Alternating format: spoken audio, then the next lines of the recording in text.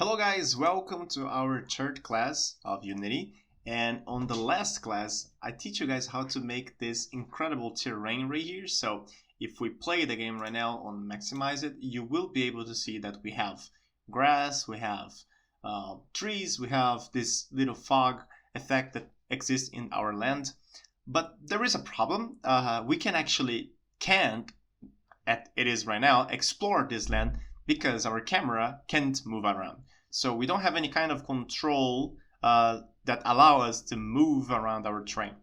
And that's what we are going to be doing today. We're going to be doing the first person kind of movement. So we're not gonna have the shooter part yet, but we're gonna have the movement for the first person. So basically what we are going to have is the movement on the camera. So that's what we're going to be doing today. We are going to move our camera, allowing us to explore the land.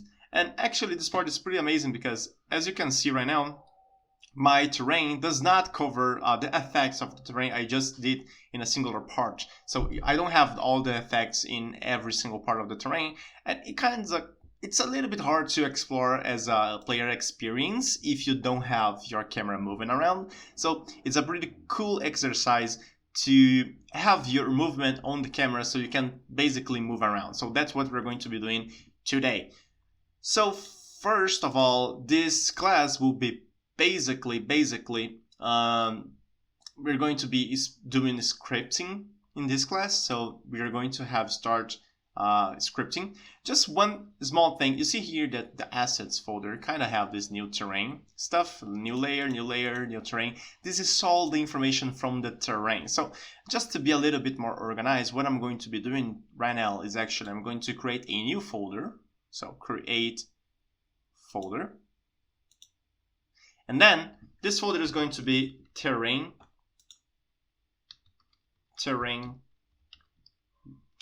data. All right, so just the information of the terrain. So, and I'm basically going to be moving all these files to the terrain folder so we don't have to play with them. We don't have them inside of our assets folder. It's going to be better to work here. All right, so after we do this, what we can do is actually create another terrain, create folder, actually create another folder, and this folder is going to be called scripts. I'm going to open this, and then we are going to create our first script. It's going to be, the name of the script is going to be something like movement controller, player controller. It's your choice what you put right here. So basically I'm going to delete this. I'm going to put like player controller. All right, so that's our script. Opening the script, first of all, one thing that you will see that is going to be a little bit different from what we had in the first class is basically the editor of scripting. So the script is right here. You may see that the editor is a little bit different. I'm going to teach you guys right now how to actually open this editor. This editor is the Visual Studio Community. So I'm gonna close this one. First of all, one thing that you need to have is the Unity, this Visual Studio Community downloaded in your project. So you need to go to Unity Hub right here and you go to installs. And if you go right here in the version that we have, you can add modules similar to what we had before. And here you should have Visual Studio Community. You just check this and install. Right now I already have mine installed, so it's not gonna appear right here. But if you don't, please install because that's what we're going to be using. Oh, but of course you can still use the other editor that we used on the first course, but this one is going to be a little bit better for this course, right? The script is going to be basically the same, so you don't need to worry about this, but I think this Visual Studio Community is a little bit better than Notepad++ that we were using in the first course. All right, so download this one, and then after you can go to your project, you go to Edit, Preferences, External Tools, and here on External Script Editor, you will check Visual Studio Community. That is the best one. All right, after this, if you double click your script, it will be open in Visual Studio like I have right here. All right. Okay, so yeah, so let's start doing our movement for our character. So first of all, what we are going to need right here is actually the speed of the character. So that's what we are going to be controlling, the speed of how the character moves around. So first, let's create this speed variable. So public float speed. It can be any kind of information right now. It can be 10, 20, doesn't really matter, because we can change that later to see what actually fits better in the game. So I'm gonna put like something like 10. All right.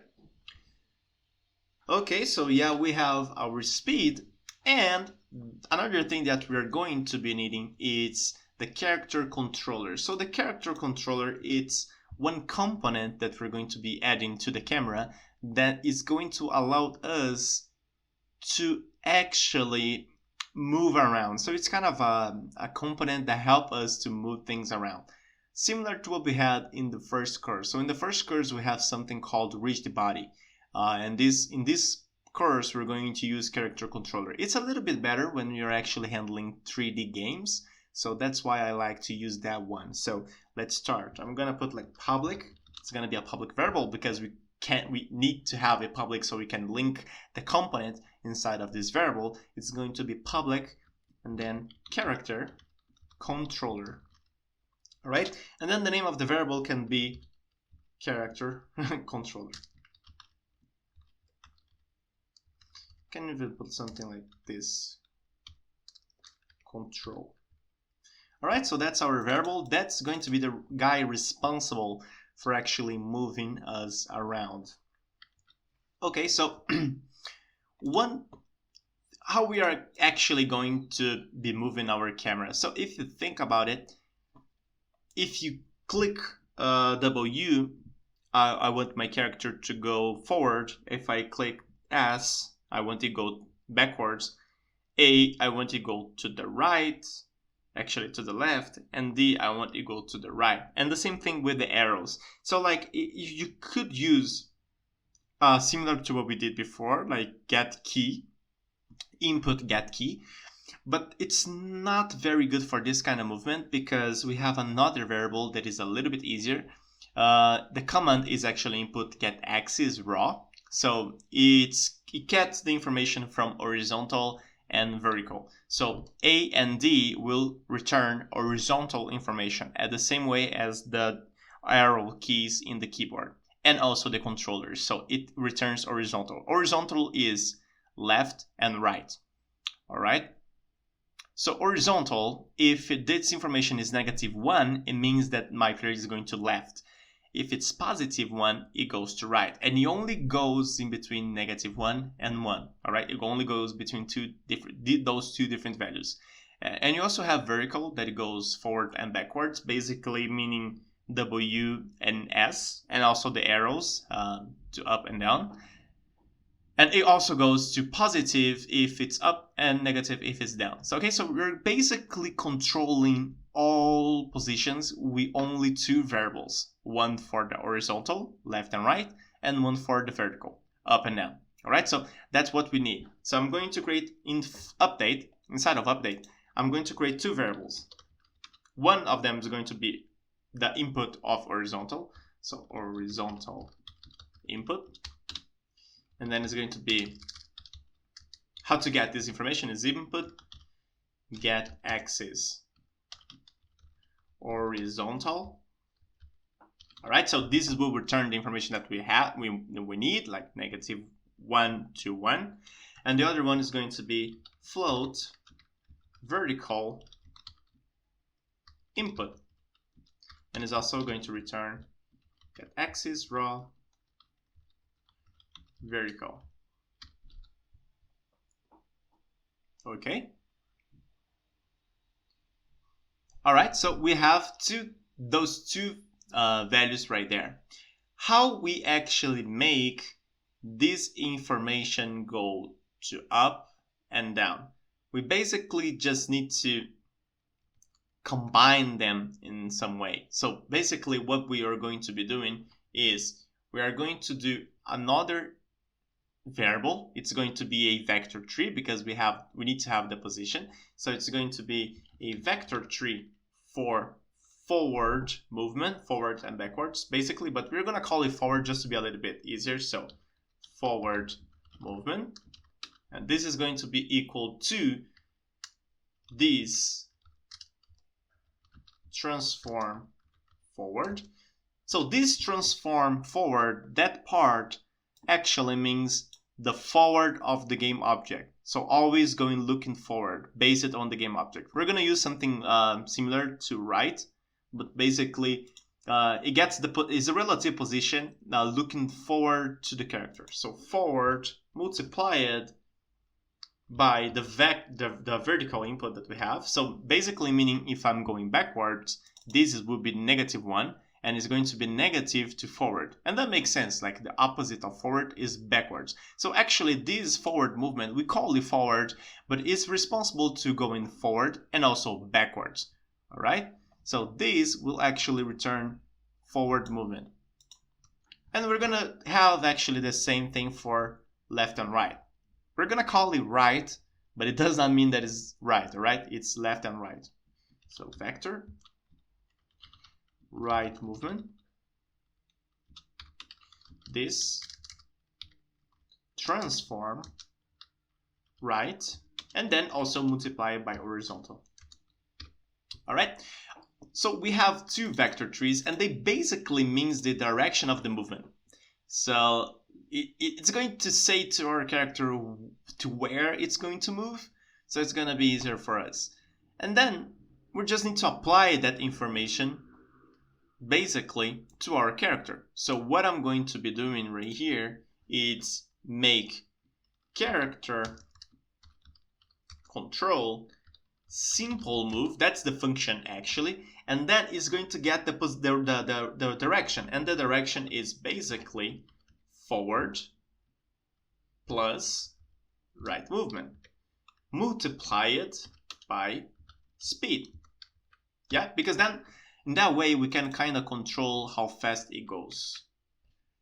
All right, so it should be working already. So remember, all this script is on update. So basically what we are doing is actually we are getting the information from the keyboard, horizontal left and right, A and D in the keyboard, and vertical up and down, W and S.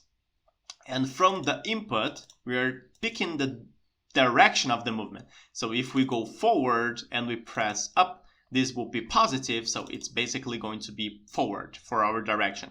If it's negative, it's going to be backwards. And the same thing for right movement. If it's right, this is positive, then it means that we're going to be heading right. If it's negative, it means that we're going to go left. And then with that direction, basically the direction is going to be both combined, so forward and right. So we're going to make forward plus right, and then I multiply by speed, and I put this in the function of a character controller, so I apply this information to our character. All right, simple as this. I'm going to save this script, and then I'm going to go to the main camera. It's gonna just loading up a little bit. I'm just going to go to the main camera, and remember, I need to add character controller because we're using that component. So I'm going to go to the main camera, add component. I'm going to say character controller. That's the one. And you can see that when I add actually character controller, it kind of does already kind of a body for me. So that means the body of the player. Okay, you can change the height, the radius. You can change a lot of stuff right here. I'm not going to change anything basically, but that's the body of the player. I'm going to link that script that we have, the player movement, and you see that is actually requiring a character controller right here. I'm just gonna drag and drop the main camera to this. All right, so it's linked. You can also, if you don't want to do it in another way, you can just click right here and select the main camera. It's gonna work the same way, and then it should be working. Let's test it. So if I play the game, you see it, my camera is a little bit down, but I can go up, I can go forward, backwards, left, and right. But of course, we kind of have a problem right here because I can't see anything. That's a problem. Let's fix this problem just by fixing the height of the camera. So basically what I can do is make the height a little bit bigger and change the center of the position to here. Then probably it's gonna be better. Yep, there it is. So right now I can move around. You see, I can go. And I can already see that my map is a little bit empty because it does not have a lot of grass. See? But I can move around. That's my player. So, and again, if you want, you can change the height of the player to another kind of, like make it taller, make it like smaller. It's your choice, basically. All right. So, yep, that's our map. And let's actually, if you want to change the speed as well, you can. What I'm going to be doing right here is just, I'm gonna fix a little bit with these plants. You see, it seems kind of empty. I don't know if you guys have that feeling, but it feels kind of empty. Just gonna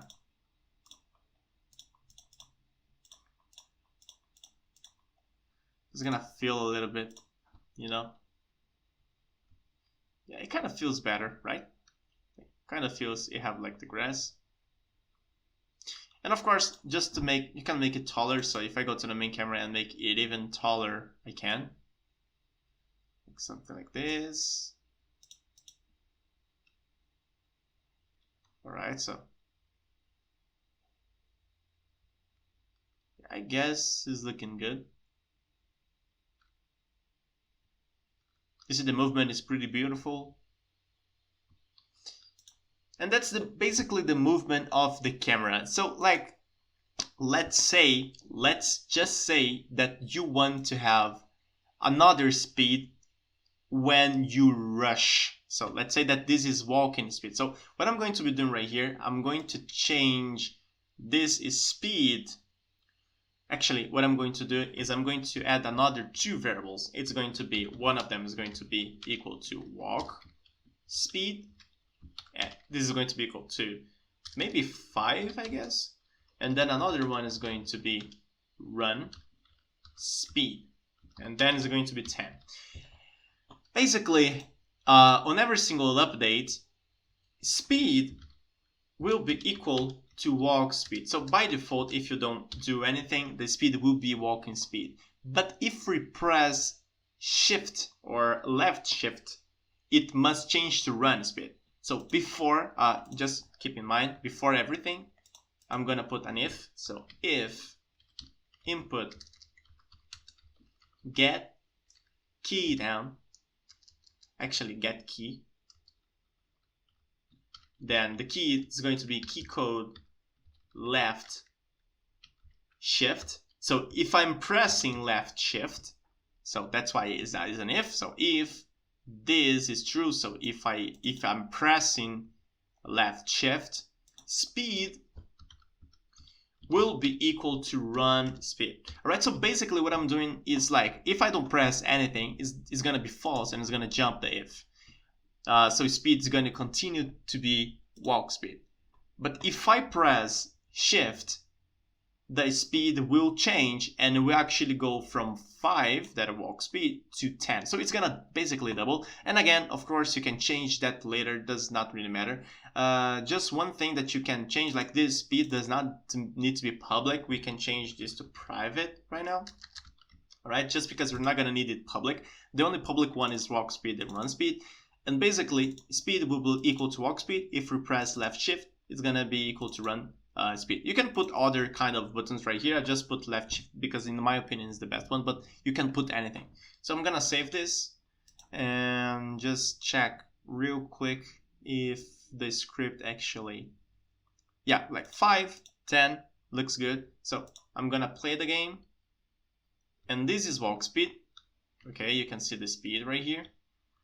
If I press shift, I'm running. All right. So right now we have this movement of going around with running or not.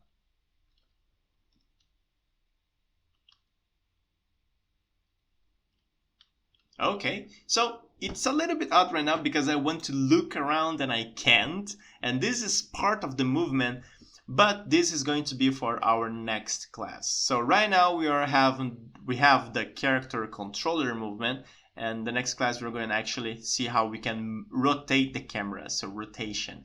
All right. Thank you guys very much for this class. I hope you guys like it. You can change it in any way you want. You can make different keys in the keyboard. You can make different speeds. Go wild with this, play a lot, and see you on the next class. Bye bye.